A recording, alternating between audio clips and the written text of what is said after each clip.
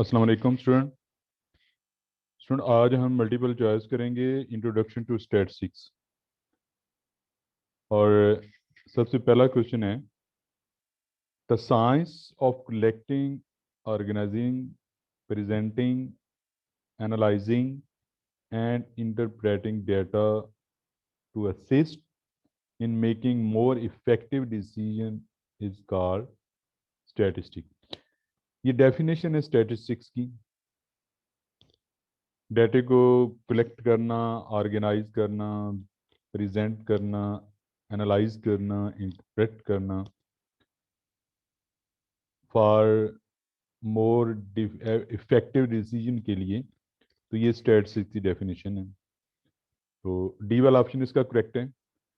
Method of organisation, summarising and presenting data in informative way are called descriptive statistics.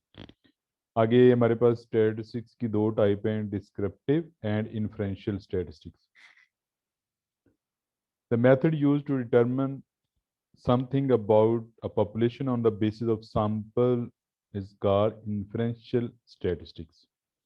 ये definition भी है inferential statistics की, और ये ऑप्शन ए वाला इसका करेक्ट है।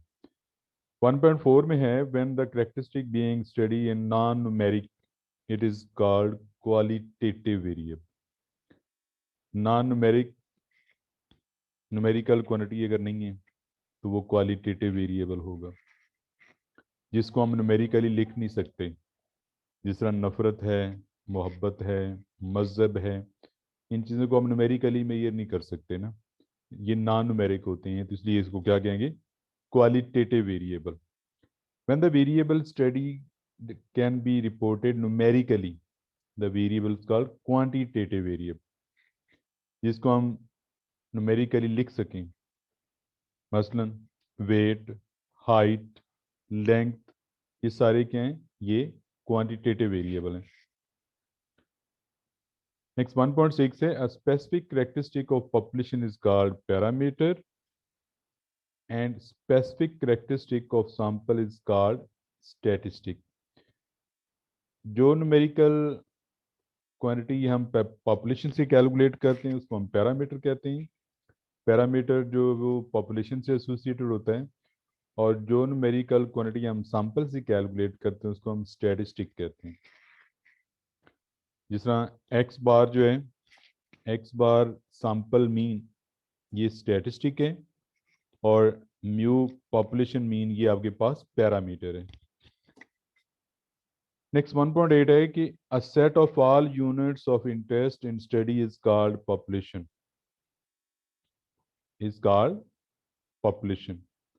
फर्ज करो आप कॉलेज के अंदर स्टूडेंट की हाइट मालूम करना चाहते हैं, तो वो कॉलेज के जितने स्टूडेंट हैं वो हमारे यूनिट ऑफ इंटरेस्ट हैं, that is called population.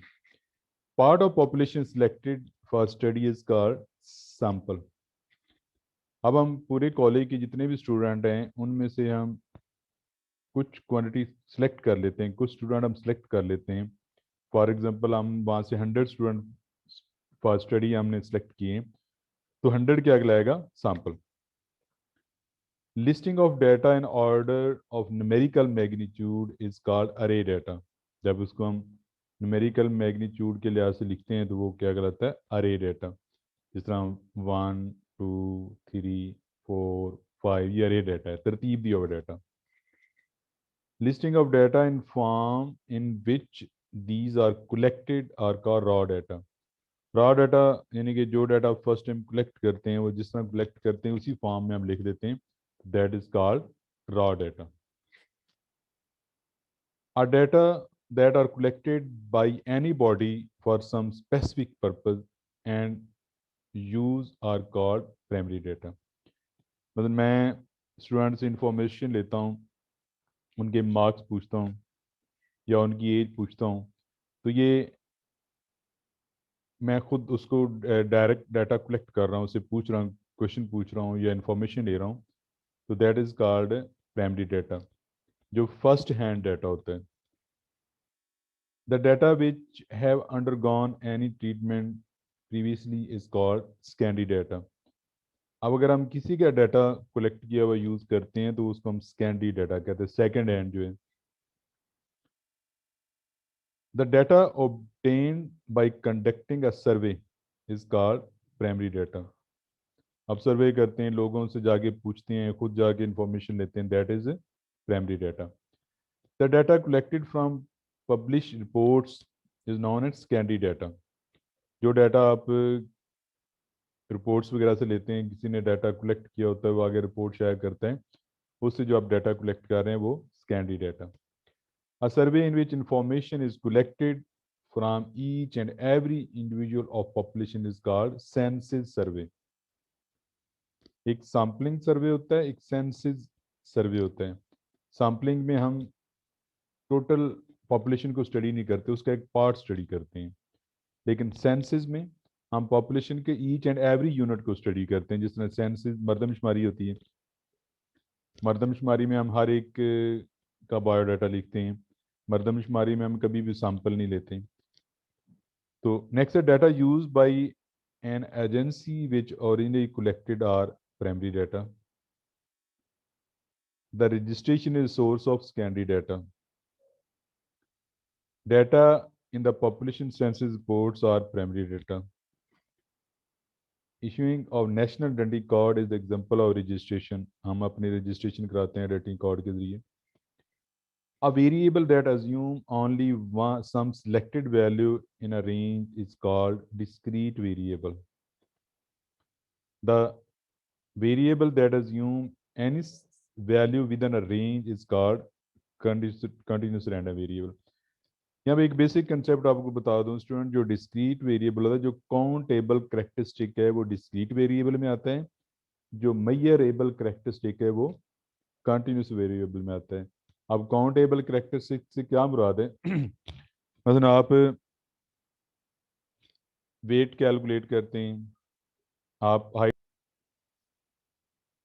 Ji student, तो 23 है, a variable that provide basis for estimation is called independent variable।